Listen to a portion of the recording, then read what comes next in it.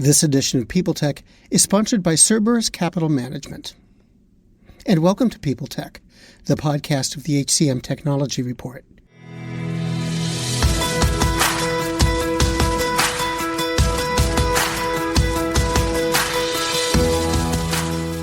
My guest today is Melissa Cebula, the head of talent acquisition at Cerberus Capital Management. She's all about expanding talent pipelines with alternative strategies so that employers can build more diverse and more effective teams. We're going to talk about how she goes about that and what the payoffs are on this edition of People Tech. So welcome, first of all. And second of all, could you tell me about Cerberus and tell me what you look for in employees? Yeah. So Cerberus is a global leader in the alternative investment space. We've been around for about 31 years and have about 60 billion assets that are under management. The three main investment areas that we tend to dabble in is real estate, credit, and private equity. And what about the people you're looking to hire and retain, I guess? Yeah. So when it comes to what we look for in our talent, I think there are really three main characteristics that we look for in all hires. That comes down to integrity. We really look for people that have strong core values and ethics. We look for individuals that want to be collaborative. So we hear all voices. We're looking for individuals that are team players. They really look to empower and develop others. They respect each other and listen with an open mind, irrespective of their rank within the company. The last thing that we look for is innovation. So people that are really looking for unique ways to problem solve and think outside the box is what we look for. If you notice on our logo, we have a slant on our C. It's what we call the Cerberus Edge, and that stands for innovation. And each of these qualities are a part of Cerberus's purpose statement, and that trickles down into just hiring as well as the culture we embody internally across the firm.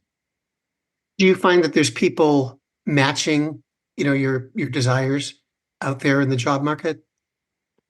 Yes, absolutely. It does take some interviewing and behavioral types of questions, sometimes even a personality test to get to the core of that.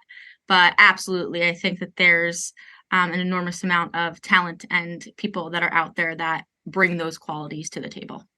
Now, you wrote an article for the HCM Technology Report and Recruiting Daily talking about your approach to hiring and adding the people you're looking for. One of the things that you said is financial firms need to start looking beyond the Ivy League. Mm-hmm. Can you expand on that? First of all, what's the background?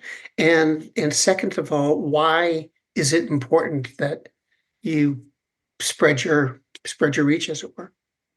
Yeah. So traditionally, most of the financial industry is known from recruiting from top schools and Ivy League schools. And I think what you see with that over time is you find students or talent that is almost the exact same, and they're bringing the same perspective into the company.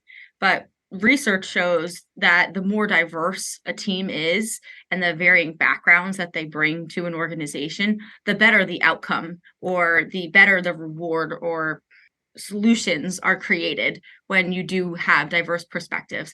And part of that is looking across different schools or partnerships that we have. And for us, we've targeted nonprofit organizations and HBCUs to bring in talent from some of the non-traditional talent pipelines that could be Harvard or your Yale students as well.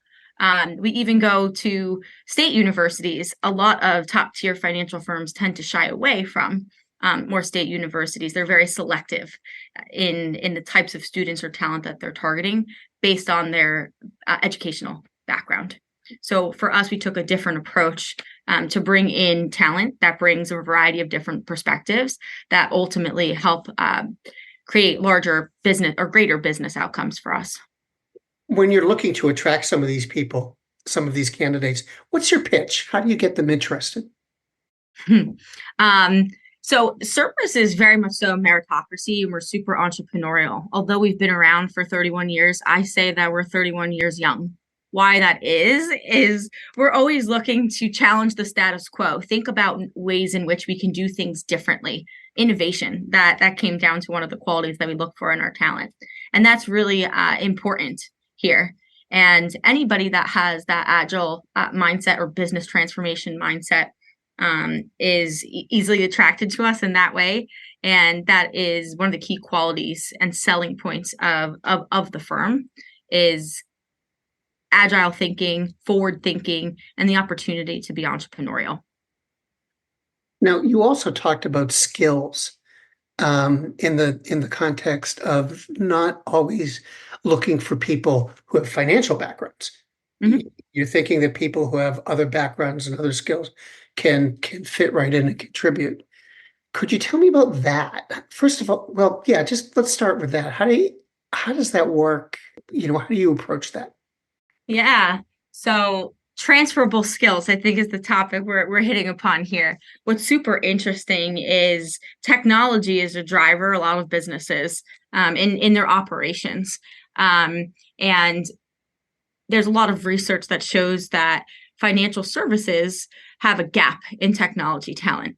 In order to help fill those gaps, you really need to be challenged to think outside of the box. How can you get that right skill? How can you solve the problem on the technology front and find the right individuals that can make us move faster, can help us close that gap, and continue to push the business forward? For us, we need to identify skills that could transfer into our environment. There still will be a learning opportunity or a learning curve. And for those technical folks, they might come from a FANG company and they'll lack that business or their investment knowledge. But we're equipped, our teams are equipped to train those individuals on the business side. And we feel to learn the business side versus the technology side, it'd be a shorter learning curve and more obtainable for those that have technical skills to learn the business rather than the opposite, the other way around. We have a really interesting example of that, and it's not fully related to technology, but I think I'll be able to make a clear point and demonstrate how we've been able to do that successfully. We recently hired this year a former intelligence officer and of the Army. He was an Army Ranger, and he has over 2 decades of experience in conflict zones. We brought him into our supply chain and our strategic opportunities team, serving as a managing director. And what's unique about him is his insights on the battlefield really equip him to help us evaluate supply chain opportunities and identify other potential investment opportunities. Granted, he needed to learn the business side, but his experience in the field and as a former intelligence officer is very valuable to us to consider and to leverage as we think about investment opportunities. Welcome to Don't Retire, Graduate, the podcast that asks you what you want to be when you grow up so you can graduate into retirement with a purpose and a passion, whether you're 25, 85, or any age in between. Gain actionable financial and mindset tips from your favorite authors, podcasters, and influencers to help you reach that exciting next chapter. Listen now and start building your path to financial freedom and reframing what retirement can mean to you. This is your host, Eric Brotman, reminding you, don't retire, graduate. With all of these people with all of these different backgrounds, does that make it harder to put teams together, or do you have a special way of dealing with that? Yeah, that's a really good question, Mark. We're very strategic and selective about how we do that. Not every team we're going to bring in individuals that have transferable skills. There will be certain components or teams across the business where we might identify how that can be done and where that can be done. Let's talk about data for a minute, because that just really seems to have been knit into talent acquisition nowadays. Mm-hmm. How do you use data when you're recruiting? This is one of my favorite topics, and in full transparency, we're early on in our data journey. In order to get to the really innovative or sexier part of the AI side of data, you need to have a strong foundation with clean data that's usable and that could be analyzed. So for us, we started that journey this year We've put a great foundation in place. And then as we think about 2024, I foresee us leveraging this information to better to predict attrition and job performance, being able to see where things went right. What are the types of skills that have worked really well here? What are the types of skills that have not worked so well here? Where are we see what types of backgrounds do those individuals come from? Is there anything that we're missing from the talent pool and the current teams that we're seeing? Those are all, I think, areas in which talent acquisition data can help drive business insights across HR as a whole. You think financial companies, you think data. So does the fact that you're a financial company make handling the data and getting other people in the company to trust the data any easier? There's still a lot of people out there who are skeptical about data and decisions based heavily on data. And there's also a lot of people out there who are still not sure what they think about AI. So your culture is as a financial company where I would think people, are familiar with numbers, familiar with data. Do you find that you get resistance about these new technologies, new data analytics, new AI applications when you're trying to talk through a hire with hiring managers? Not as much as you would think. I think it's hard to combat some of that information that is there because all of our data is fact-based. We are collecting number of interviews. We are collecting interview feedback. And when we're able to go back and present that information, it actually makes it more real for some of those hiring managers because they're hungry to see those numbers and those statistics. That I think it actually is quite eye-opening for them when we're able to provide that information. And that's part of the reason I think we've started this journey is it does equip us to have more intelligent conversations with our stakeholders. Obviously, you're using a lot of technology, I assume, to sort through people and identify the best candidates. As you're working with all of that technology, what do you wish it offered? What can't you easily do now that you want to? So it's incredible how advanced some of the systems and tools are, especially within this space. I think one of the things that has not been solved for is when you're in talent acquisition or within recruiting, there's a huge element of sourcing, finding just the right type of person to even reach out to, not speak to, just reach out to, create a short list. I have not seen a tool that's able to do that very well. I know that there are applications that are out there. I do think that there's a massive room for improvement to do it and more accurately and faster. So say every week or every day, a recruiter can come in to their desk and have a slate of about 50 or so profiles that are very much so on target, and they no longer need to weed through those 50 and then can just start that outreach and that touch point to engage with talent. Well, Melissa, thank you very much. It was great to talk with you. I hope you'll come back and talk some more sometime. Absolutely. This was great, Mark. I'm super excited to be here. Thank you so much for having me as well. And I'll be back if you're willing to have me back. You can count me in.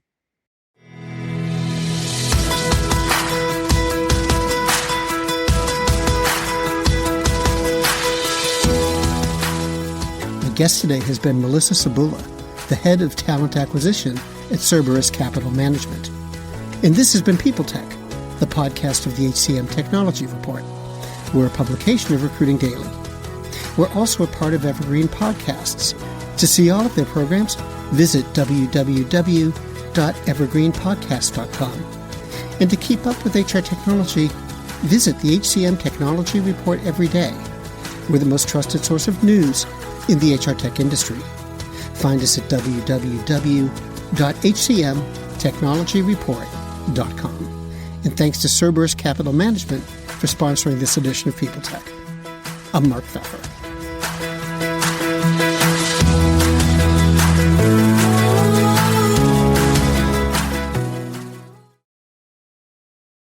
Do you love news about LinkedIn, Indeed, Google, and just about every other recruitment tech company out there? Hell yeah. I'm Chad. I'm Cheese. We're the Chad and Cheese Podcast. All the latest recruiting news and insights are on our show. Dripping in snark and attitude. Subscribe today wherever you listen to your podcasts. We out. Faith in the news media has been challenged, making it even harder to get stories told. The Friday Reporter podcast was created to help audiences better understand the media by hosting journalists who will answer the questions to which we need answers. Join me every Friday to hear more.